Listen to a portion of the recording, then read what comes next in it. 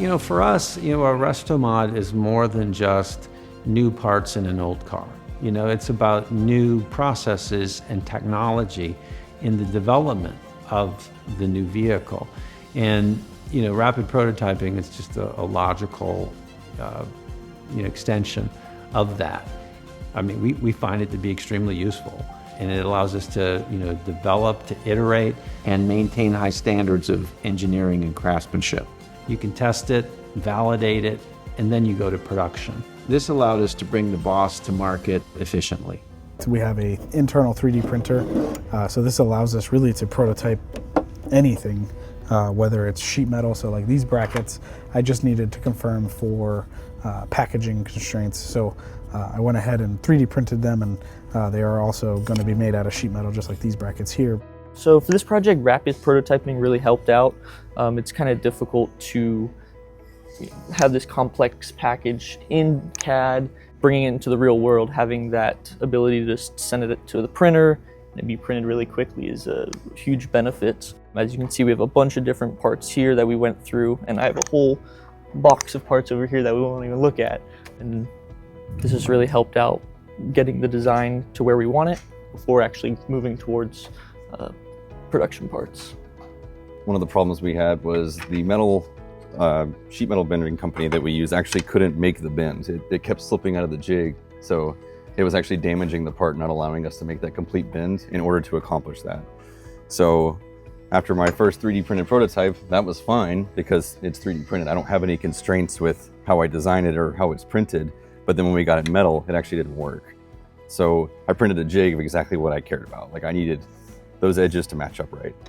That way he just made me like 3 or 4 different prototypes with different variations, and I was able to just try to notch them in, The first one that he did, he adjusted one of the bend links, and then I put it in, it doesn't quite fit. See how there's a gap there?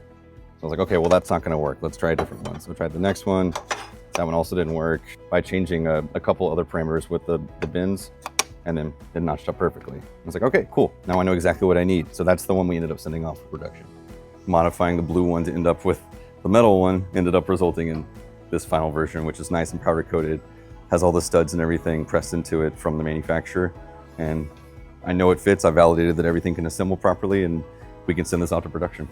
So this is a prototype. Obviously it's made up of a bunch of 3D printed parts. We needed to validate quite a few pieces. So down here you have the latch, so then you'll depress it and then it'll expose your head unit.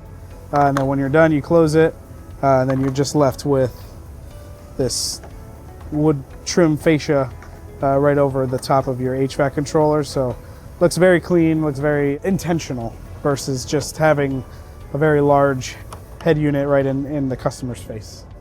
Here's an example of one of our 3D parts that our engineers entrusted me with, and here's the end result. So yes, quite often during the validation process, these parts get warped, as you can see from the heat, or actually just broken. So this is all just part of the validation process. It's really just to make sure the test fit is good, and then we can implement the final product, which is, again, usually steel. The goal is now that we have that validated, that's beautiful. Basically to extend this back face more, and then have this become like the adaptable piece. But yeah, that's good.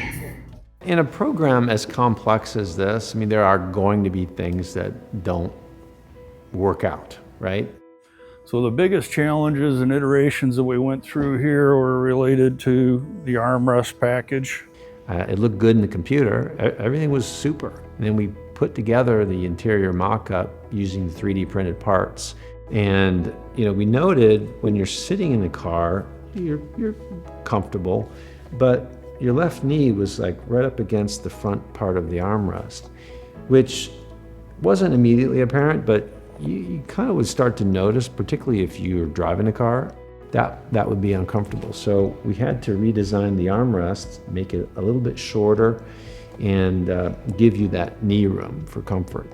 The team determined that we didn't have adequate knee clearance. So we went away from putting the switch in the armrest here. Came up with a new design. You can see we've basically shortened up the armrest by taking the switch pack out reallocated the switches to other parts of the vehicle. So it's great that we caught it at that stage. It was a little bit of rework, but it wasn't a massive amount of rework. So when we actually got to the functional prototype stage where we had the drivable vehicle, you know, we had the revised armrest, and we were able to validate that, oh yeah, knee clearance is fine. You can operate the clutch and everything. You can go left, right. You know, felt like all the controls were in the right place. Our internal ability to prototype pretty much anything lets us iterate quickly and solve design issues quickly. Rapid prototyping didn't just help us move fast, it helped us to do things better.